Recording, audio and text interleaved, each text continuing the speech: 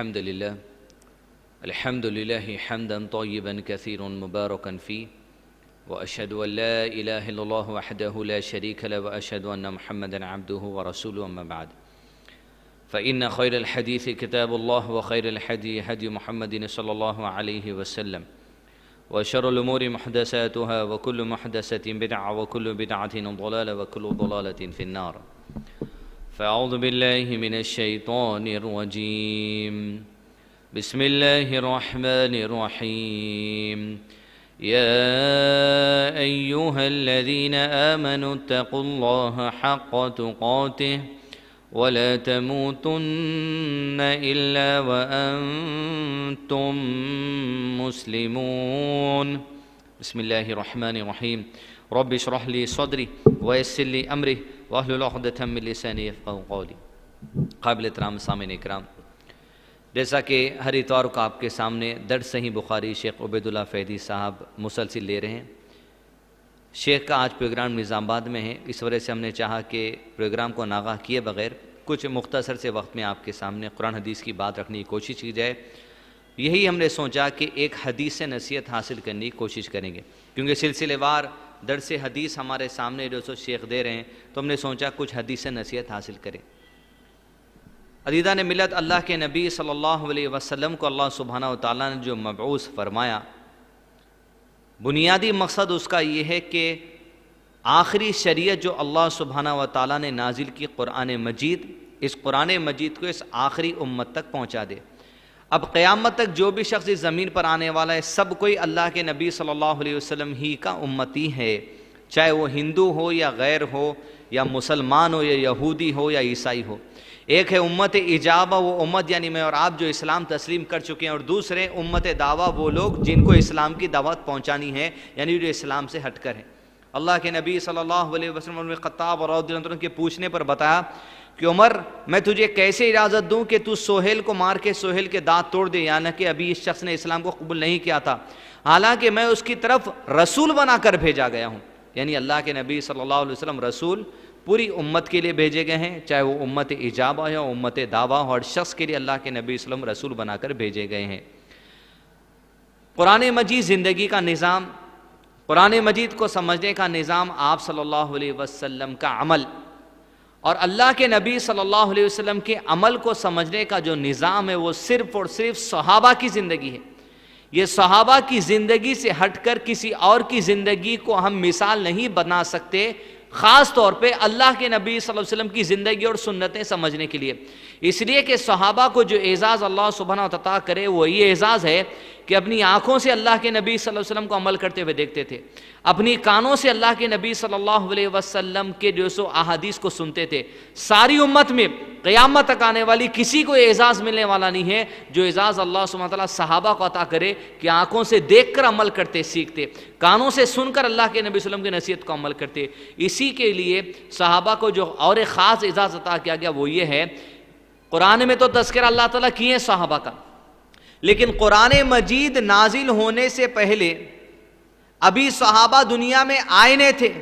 صحابہ کا دنیا میں آنے سے پہلے اللہ سبحانہ وتعالیٰ نے کا تذکرہ قرآن مجید سے پہلے جو آیتیں نازل کی گئی، جو کتابیں نازل کی گئی، وہ کتابوں میں صحابہ کا تذکرہ اللہ تعالیٰ کرے، جس کے بارے میں اللہ تعالیٰ قرآن مجید میں فرماتے ہیں، اعوذ باللہ من الشیطان الرجیم ذالک مثلہم فی التوراۃ ومثلہم فی الانجیل۔ صحابہ کی کچھ صفات ایسے ہیں جو ان کے دنیا میں آنے سے پہلے ہم نے تورات اور انجیل میں پہلے سے بیان کر دیے۔ گویا یہود اور عیسائیوں کو جو کتابیں دی گئی تھی اللہ تعالیٰ کی طرف سے، ان میں آلریڈی اللہ تعالیٰ صحابہ کا تذکرہ کر دیے ہیں کہ یہ وہ قوم ہے جو اللہ کے نبی صلی اللہ علیہ وسلم کے پاس آنے والی ہے۔ اسی کے بارے میں اللہ تعالیٰ نے قرآن میں فرمایا، رضی اللہ عنہم ورضوان، اللہ ان سے راضی، وہ اللہ سے راضی۔ یہی وہ صحابہ عزیزان ملت جو اللہ کے نبی صلی اللہ علیہ وسلم سے احادیث سنتے اور ایک سے دوسرے کو، دوسرے سے تیسرے کو پہنچاتے، اور اللہ کے نبی صلی اللہ علیہ وسلم جو روٹ تھے آپ صلی اللہ علیہ وسلم کی حدیث پہنچانے کا، ان کے بارے میں اور قیامت تک آنے والے لوگ جو کوئی صحابہ سے سنتے ہوئے حدیث کو پہنچائیں گے، ان کے بارے میں اللہ کے نبی صلی اللہ علیہ وسلم نے فرمایا، اللہ خوش و خرم رکھے اس شخص کو، اللہ خوش و خرم رکھے اس شخص کو، چاہے مردوں میں سے عورتوں میں سے، اللہ سبحانہ وتعالیٰ خوش و خرم رکھے اس شخص کو جو ہم سے حدیث سنے اور دوسروں تک پہنچا دے۔ گویا یہ اللہ کے نبی صلی اللہ علیہ وسلم کی پیشن گوئی ہے ہر اس شخص کے لیے، ہر اس مرد اور عورت کے لیے جو آپ صلی اللہ علیہ وسلم کی احادیث کو لوگوں تک پہنچاتے ہیں۔ قیامت تک جو کچھ سلسلہ چلتے رہے گا ان کو اللہ کے نبی صلی اللہ علیہ وسلم کی دعا مل گئی کہ وہ خوش و خرم رہے۔ درس حدیث آپ کے سامنے ہر اتوار چل رہا ہے، ایک اہم حدیث آپ کے سامنے سنا کر کوشش کریں گے کہ اس سے میں اور آپ کچھ نصیحت حاصل کریں۔ رسول اللہ صلی اللہ علیہ وسلم نے حدیث میں فرمایا، غالباً ترمذی شریف کی حدیث ہے، کہ آپ صلی اللہ علیہ وسلم نے ارشاد فرمایا، اللہ سبحانہ وتعالیٰ اس شخص کی دعا کو قبول نہیں کرتا، اللہ سبحانہ وتعالیٰ اس شخص کی دعا کو قبول نہیں کرتا جس کا دل اللہ کی یاد سے غافل ہے۔ چھوٹی سی حدیث ہے لیکن بہت ہی جو سو جھنجھوڑ دینے والی بات، ہمارے جو تو سارے اعمال کو درست کرنے والی حدیث ہے کہ اللہ سبحانہ تعالیٰ اس شخص کی دعا کو قبول نہیں کرتا جس کا قلب اللہ کی یاد سے غافل ہے۔ مثلا قرآن مجید میں اللہ سبحانہ تعالیٰ نے فرمایا سورہ انفال سورہ نمبر 8 آیت نمبر 2 کے اندر، اعوذ باللہ من الشیطان الرجیم انما المؤمنون الذين اذا ذكر الله وجلت قلوبهم واذا تليت عليهم آياته زادتهم ايمانا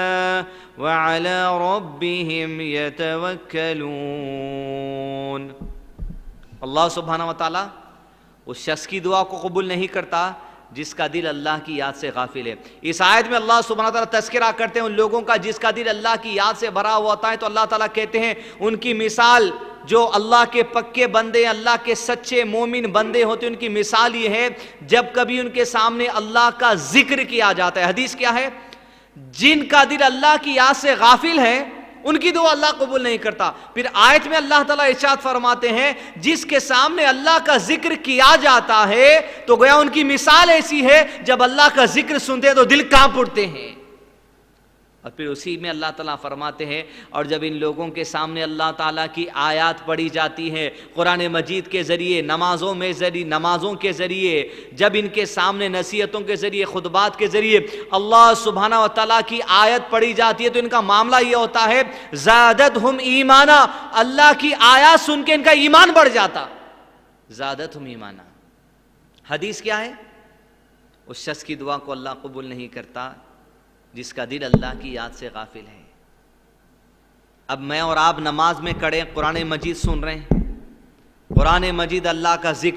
ذکر مذکر سے ہے، مذکر یعنی یاد دلانے والا۔ قرآن مجید کا آیت وہ معاملہ ہے اس کا کہ وہ اللہ کی یاد کی طرف ہم کو لے کر چلے جاتی۔ نماز میں اور آپ امام صاحب کے پیچھے سورہ فاتحہ سن رہے ہیں، نماز میں اور آپ امام صاحب کے پیچھے سورہ والضحیٰ سنتے ہیں، لیکن اللہ کا ذکر جب کیا جاتا تو دل کہیں اور ہے۔ شیخ صالح مجید رحمۃ اللہ اپنی کتاب ایمان کی کمزوریوں میں ایک علامت ایمان کی کمزوری کی یہ لکھتے ہیں، تقریباً 30 علامت لکھی، ایک علامت انہوں نے یہ لکھی کہ انسان کے ایمان کی کمزوری کی ایک علامت یہ ہے کہ اس کی زبان سے اللہ کا ذکر تو نکلے لیکن اس کا دل اللہ کی یاد سے غافل ہو جاتا ہے۔ سمجھو اگر یہ حرکت ہمارے اندر آ گئی، ایمان نچلے لیول پہ چلا گیا۔ اللہ کا ذکر ہے زبان پہ مگر اللہ کی یاد نہیں ہے۔ سجدے میں موراب سبحان ربی العالیٰ پڑھیں گے، رکوع میں موراب سبحان ربی العظیم پڑھیں گے، لیکن وہ عظیم کون ہے اس کی طرف توجہ نہیں ہے۔ سبحان ربی العالیٰ، وہ ربی العالیٰ جو سبح اسم ربک العالیٰ ہے، وہ اعلیٰ کون ہے اس کی توجہ نہیں ہے۔ سجدے تو وہ جگہ ہے اپنے لیے جو دکان کا حساب کرنے کے لیے سب سے اچھی جگہ ہے۔ تشہد جتنا لمبا کر دیں گے امام صاحب اتنی اچھی ہمارے لیے سوچ کی ہوائیں مل سکتی، کبھی ادھر جا کے سوچ سکتے، کبھی ادھر جا کے سوچ سکتے۔ کہ اللہ اس شخص کی دعا کو قبول نہیں کرتا جس کا دل اللہ کی یاد سے غافل ہے، غفلت میں جو انسان ہے نہیں۔ ابو بکر صدیق رضی اللہ تعالیٰ عنہ کی مثال یہ ہے، جب مکے میں اللہ کے نبی صلی اللہ علیہ وسلم قرآن مجید کا نزول شروع ہوا تو کعبۃ اللہ کے سامنے کے حصے میں ابو بکر صدیق کا مکان تھا۔ ان کے مکان کے پاس ایک چھوٹا سا صحن تھا، تو وہ چاہتے تھے کہ اس صحن کو اللہ سبحانہ تعالیٰ کی راہ میں صدقہ کر کے مصلی بنا دے اور وہاں نماز پڑھے، وہاں قرآن پڑھے۔ زادتم ایمانا جب آیت اور اللہ کا ذکر کیا جاتا تو کیا ہوتا؟ ایمان اضافہ ہو جاتا. وہ ابوبکر صدیق رضی اللہ عنہ جب قرآن پڑھتے بیٹھتے اس صحن میں، کھلا صحن تھا، اڑوس پڑوس کے جو لوگ ہوتے، عورتیں اور بچے، جب قرآن انہوں پڑھنا شروع کرتے تو روایت میں آتا اتنا روتے قرآن پڑھتے ہوئے، زادتم ایمانا، ایمان ایسا جو سو لہریں مارتے رہتا کہ آنسوں سے آنسو جاتے رہتے. یہ ان کا رونا دیکھ کر، ہچکچانا دیکھ کر کہ قرآن پڑھتا ہے روتا ہے، اڑوس پڑوس کی عورتیں اور بچے آ کے جمع ہو جاتے. دیکھ کر قریش کے جو اڑوس پڑوس کے لوگ تھے وہ آئے ابو بکر صدیق سے کہا ابو بکر یہ قرآن پڑھنا بند کر دے، یہ قرآن پڑھنا بند کر دے، ورنہ ہمیں ڈر ہے تیرے اس قرآن پڑھنے کے عالم کو دیکھ کر ہماری عورتیں اور بچے اسلام نہ قبول کر لیں. زادتم ایمانا جب پڑھتے تو ایمان میں اضافہ ہو جاتا. پھر یہی ابو بکر صدیق کی مثال وہ کہ جب اللہ کے نبی صلی اللہ علیہ وسلم زندگی کے آخری چوتھے دن میں پہنچے، مغرب کی نماز تک اللہ کے نبی صلی اللہ علیہ وسلم امامت کرے. جب عشاء کی نماز کے لیے آپ صلی اللہ علیہ وسلم اٹھ کے کھڑے ہونا چاہتے تو بے ہوش ہو کے گر جاتے، آپ کے اوپر پانی ڈالا جاتا، آپ اٹھتے تو لوگوں سے پوچھتے، اپنے گھر والیوں سے کیا لوگوں نے نماز پڑھ لی؟ کہا جاتا اللہ کے نبی صلی اللہ علیہ وسلم نہیں، بھی آپ کے انتظار میں. پھر آپ مسجد طرف چل کے جانا چاہتے لیکن طبیعت ساتھ نہ دیتی، بے ہوش ہو کے گر جاتے. جب اٹھے دوبارہ تو اللہ کے نبی صلی اللہ علیہ وسلم کو احساس ہوا کہ اب نماز میں کھڑنے کی طاقت نہیں، تو اب اشارہ دے دیا ابو بکر آج سے امامت کا مصلی سنبھال. 17 نمازیں ابو بکر صدیق رضی اللہ عنہ اللہ کے نبی صلی اللہ علیہ وسلم کی حیات میں کرے. رسول اللہ صلی اللہ علیہ وسلم آ کے ابو بکر صدیق کے لیفٹ ہینڈ پہ بیٹھ جاتے کیونکہ گھر اسی طرف سے آتا تھا، اور ابو بکر صدیق کھڑ کے نماز پڑھاتے. جیسے اعلان ہوا، بیٹی سے بہتر باپ کو کوئی نہیں جانتا، اما عائشہ صدیقہ رضی اللہ عنہ جو ابو بکر صدیق رضی اللہ عنہ کی بیٹی تھی، کہ اللہ کے نبی صلی اللہ علیہ وسلم یہ فیصلہ مت لیجیے، ابو بکر کو آپ نماز پڑھانے کا جو فیصلہ لے رہے ہیں اس کو واپس لے لیجیے اللہ کے نبی صلی اللہ علیہ وسلم. اسی لیے کہ شخص جب نماز پڑھتا ہے، میرے والد جب نماز میں قرآن پڑھتے ہیں تو قرآن سن کے ان کو رہا نہیں جاتا ہے، بہت روتے اللہ کے نبی صلی اللہ علیہ وسلم. ان کے رونے کی وجہ سے نماز طویل ہو جائے گی اور لوگوں کو دشواری ہوگی، آپ فیصلہ بدل دیجئے، کسی اور کو نماز پڑھانے کے لیے وہاں کھڑا کریے. اللہ کے نبی صلی اللہ علیہ وسلم نے کہا جاؤ تم سب یوسف والیاں ہٹو، یہ فیصلہ نہیں بدل سکتا، ابو بکر ہی نماز پڑھائے گا. یہ گواہی دیتے تھے صحابہ ابو بکر صدیق اور رضی اللہ تعالیٰ عنہ کی کہ کیسے ہی اللہ سبحانہ تعالیٰ کا بندہ تھا، زادتہم ایمانا، آیت پڑھتے تو ایمان میں اضافہ ہوتے چلا جاتا، لہریں جوش مارتی چلی جاتی ایمان کی. پھر حدیث جس کے درس ہم آج لے رہے ہیں وہ یہ ہے، نبی صلی اللہ علیہ وسلم نے ارشاد فرمایا اللہ سبحانہ تعالیٰ اس شخص کی دعا کو قبول نہیں کرتا جس کا دل اللہ کی یاد سے غافل ہو. سلام پھیریں گے اللہ اکبر استغفر اللہ استغفر اللہ استغفر اللہ 3 مرتبہ پڑھے، لیکن کئی ہم میں سے ایسے جن کی زبان پہ استغفر اللہ رہتا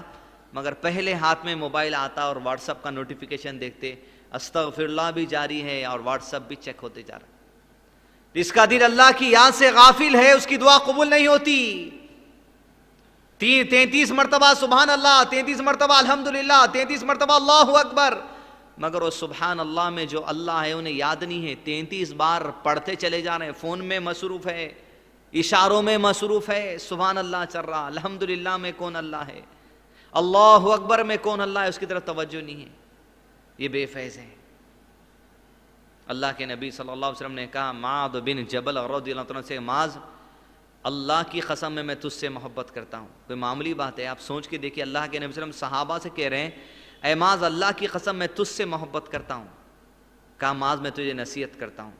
شیخ عثیمین نے کہا رحمہ اللہ یہ جو حدیث میں دعا بتائی گئی یہ سلام پھیرنے سے پہلے بھی پڑھ سکتے، سلام پڑھنے کے بعد بھی پڑھ سکتے. کہا ماں تجھے نصیحت کرتا ہوں تھام لے، ہر نماز کے وقت یہ پڑھ لیا کرنا، اللہم اعنی علی ذکرک و شکرک و حسن عبادتک. اے اللہ میں تجھے سوال کرتا ہوں تیرے ذکر کے توفیق کی، میں تجھ سے سوال کرتا ہوں تیرے شکر گزاری کی، میں تجھ سے سوال کرتا ہوں حسن عبادتک، بہت اچھی عبادت کی توفیق عطا کر دے. خالص توجہ کے ساتھ، اس میں اللہ کی یاد ایسی رہے، اللہ کی یاد لپٹی رہے، بس خالص توجہ کے ساتھ. زادتہم ایمانا، یہ کیا ہے؟ اللہ کی پوری توجہ کے ساتھ عبادت کرنا ہے، وہ معاملہ ہے. ابو امامہ رضی اللہ عنہ کے دوسرے صحابی حدیث سنا رہے تھے. کہا اللہ کے نبی صلی اللہ علیہ وسلم نے ارشاد فرمایا جب بندہ وضو کے لیے اپنا ہاتھ کونیوں تک دھوتا ہے، جب بندہ وضو کے لیے اپنے پیر کو دھوتا ہے، جب بندہ اپنے چہرے کو دھوتا ہے،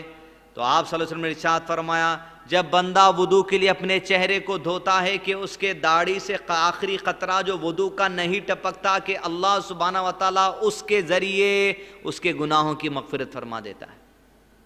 کہا جب بندہ اپنے ہاتھ کونیوں تک دھوتا ہے، یہاں تک کہ اس کے ہاتھ سے پانی کا آخری قطرہ نہیں ٹپکتا، کہ ہاتھ سے کیے جانے والے گناہوں کو اللہ معاف کر دیتا ہے۔ جب بندہ اپنے پیروں کو دھوتا ہے کہ پیر سے آخری قطرہ وضو کا نہیں ٹپکتا، کہ اللہ سبحانہ و تعالیٰ ان گناہوں کو جو وہ پیروں سے چل کر گیا تھا اس کی مغفرت کر دیتا ہے۔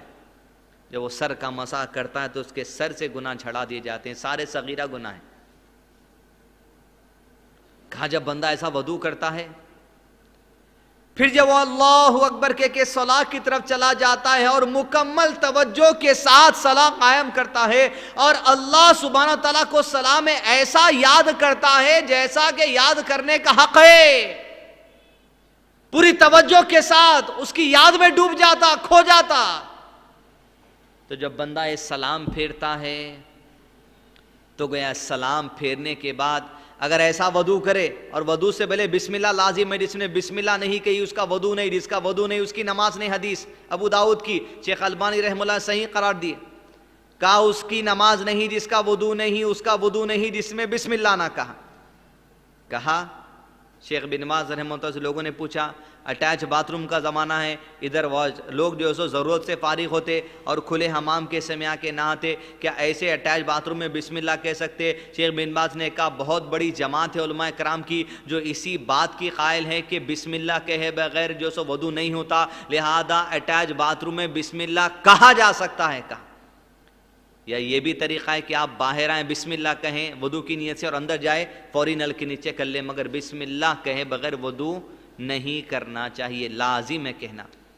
کہا جب بندہ ایسا وضو کرتا ہے، ایسی نماز پڑھتا ہے مکمل توجہ کے ساتھ، حدیث اس کا درس چل رہا ہے، حدیث کیا ہے؟ اس شخص کی دعا قبول نہیں ہوتی جس کا دل اللہ کی یاد سے غافل ہے۔ کہا جب بندہ ایسی توجہ کے ساتھ نماز سے فارغ ہوتا ہے، جب وہ نماز سے سلام پھیرتا ہے، گویا ایسا ہو جاتا ہے کہ جس دن اپنی ماں کے پیٹ سے بغیر گناہ کے پیدا ہوا تھا۔ ابو امامہ پوچھتے ہیں اس صحابی سے جو حدیث سناتے ہیں، بھائی اتنی سی بات کے لیے اتنا بڑا ثواب؟ تو پہلی چیز یہ ملی اس حدیث سے کہ پوری توجہ کے ساتھ نماز پڑھنا ہے صحابہ کے لیے معمولی بات تھی۔ انہوں پوچھتے اتنے عمل کے لیے اتنا بڑا ثواب کہ سارے گناہ نکل جائیں گے، اتنی سی عمل کے لیے؟ تو اتنی سی بات تھی صحابہ کے لیے، مگر اپنے واسطے بہت بڑا پہاڑ ہے، بہت بڑا پہاڑ ہے پوری نماز میں جو سو توجہ کے ساتھ قائم رکھنا۔ تو دوسرے صحابی جو حدیث سنانا تھے انہوں نے کہا اے ابو امامہ سن، اگر میں اس حدیث کو اللہ کے نبی صلی اللہ علیہ وسلم سے ایک مرتبہ سنا ہوتا تو کبھی نہیں سنا تھا، اگر میں اس حدیث کو اللہ کے نبی صلی اللہ علیہ وسلم سے 3 مرتبہ سنا ہوتا تو کبھی نہیں سنا تھا، اگر میں اس حدیث کو اللہ کے نبی صلی اللہ علیہ وسلم سے 5 مرتبہ سنا ہوتا تو کبھی نہیں سنا تھا، اگر میں اس حدیث کو اللہ کے نبی صلی اللہ علیہ وسلم سے 7 مرتبہ سنا ہوتا تو کبھی نہیں سنا تھا۔ اللہ کی قسم میں نے اللہ کے نبی صلی اللہ علیہ وسلم کی زبان سے اس حدیث کو 7 مرتبہ سے بھی زیادہ سن لیا ہے۔ اور میں کیوں اس عمر کے حصے میں، جبکہ میں بوڑھا ہو چکا ہوں، میری ہڈیاں کمزور ہو چکی ہیں اور میں موت کے دروازے پر کھڑا ہوں، کیوں کر اللہ کے نبی صلی اللہ علیہ وسلم کے اوپر جھوٹ باندھوں؟ میں جھوٹ نہیں کہتا، میں نے 7 مرتبہ سے زیادہ حدیث سن لی۔ بنیادی حدیث اس کا درس چل رہا ہے وہ کیا ہے؟ اللہ سبحانہ تعالیٰ شخص کی دعا کو قبول نہیں کرتا جس کا قلب اللہ کی یاد سے غافل ہے۔ مکمل توجہ، خالص عبادت، ایسے ہی لوگوں کی عبادت کو اللہ قبول کریں گے، ایسے ہی لوگوں کی دعاؤں کو اللہ سبحانہ تعالیٰ قبول کریں گے۔ اور جب اللہ سبحانہ تعالیٰ کی آیت پڑھی جاتی ہے،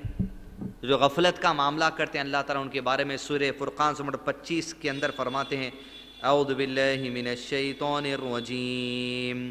بسم اللہ الرحمن الرحیم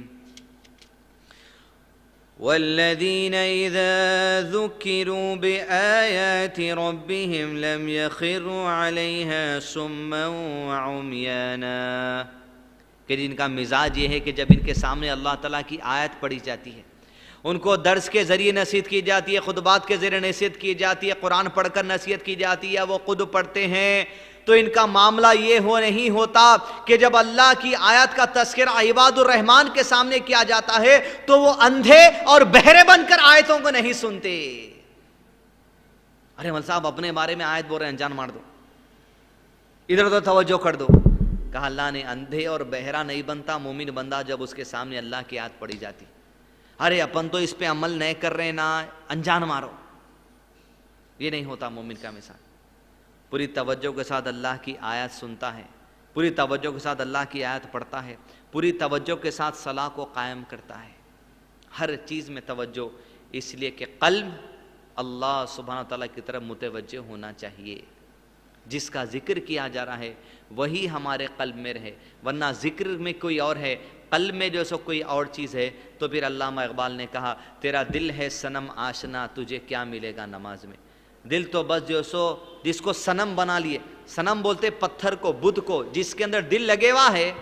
تیرا دل ہے صنم آشنا، اس کی عاشقی میں تو پڑ گیا، تجھے کیا ملے گا نماز میں؟ کچھ بھی نہیں۔ سجدے توجہ کی ہوں، رکوع توجہ کو، یہ معاملات ایسے ہیں جس کے بارے میں اللہ تعالیٰ نے فرمایا قرآن مجید میں، اعوذ باللہ من الشیطان الرجیم، بسم اللہ الرحمن الرحیم، وما خلقت الجن والانس الا لیعبدون۔ ہم نے جنات اور انسان کو محض پیدا کیا ہماری عبادت کے لیے۔ ایسی یہ عبادت ایسی عبادت کے لیے نہیں، ویسی عبادت کے لیے جو ابو بکر صدیق رضی اللہ عنہ کی تھی، ویسی عبادت کے لیے جو اللہ کے نبی صلی اللہ علیہ وسلم کی تھی، ویسی عبادتوں کے لیے، ویسی توجہ کے لیے اللہ سبحانہ وتعالیٰ نے مجھ کو اور آپ کو پیدا کیا۔ دوسری چھوٹی سی نصیحت، ایک اور ایک حدیث سنیں۔ رسول اللہ صلی اللہ علیہ وسلم نے ارشاد فرمایا، اللہ سبحانہ وتعالیٰ بندے کے قلب کو، اس کے دل کو آزمائش سے آزمائش میں مبتلا کرتا ہے، کبھی یہ ڈالے کبھی وہ ڈالے، اور جب بندہ فیل ہو جاتا کسی آزمائش میں اور گناہ کا ارتکاب کر لیتا تو اس کے دل پہ کالا دھبا چڑھ جاتا۔ پھر آپ صلی اللہ علیہ وسلم نے کہا یہاں تک کہ وہ گناہ پہ گناہ کرتا چلا جاتا یہاں تک کہ سارا دل کالا ہو جاتا۔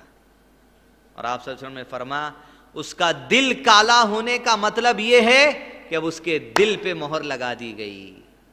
اور آپ صلی اللہ علیہ وسلم نے فرمایا جب سارا دل سیاہ ہو جاتا ہے، اب بندے کو نہ نیکی سمجھنے آتی ہے نہ برائی سمجھنے آتی ہے، اب تو اسے صرف وہی کام اچھا دکھتا ہے جس پہ اس کا دل مطمئن ہوتا ہے۔ قلب کو آزمائش میں ڈالا جائے گا لیکن گناہوں کی طرف نہیں جانا، ورنہ ایک گناہ آدمی کریں گا، کالا دھبا چڑھتا، کالے پہ کالا، دل سیاہ ہو جاتا، دل کو تالے لگ جاتے۔ اب لوگ ایسے ہیں جن کو نماز نہیں پڑھنے میں سکون ملتا ہے۔ 4 لوگ بیٹھے ہوئے رہیں گے، 3 دوست اٹھ کے چلے جائیں گے، ایک ایسا رہیں گا جو اپنی دھن میں ہے، اس کو نماز نئے پڑھنے میں سکون مل رہا، اس کو قرآن نہیں پڑھنے میں سکون مل رہا، مطلب کہ اب دل کالا ہو گیا، اب کچھ سمجھنے نہیں آتا۔ لہذا زبان پہ جس کا ذکر ہے قلب بھی اس کی طرف رہو، اور اللہ سبحانہ وتعالیٰ سے اچھی امید رکھنا چاہیے، اور یہی آپ کے سامنے مختصر سی درس حدیث کو پیش کرنا تھا۔ ربنا لا تزغ قلوبنا بعد إذ هديتنا وهب لنا من لدنك رحمة إنك أنت الوهاب، وآخر دعواهم أن الحمد لله رب العالمين۔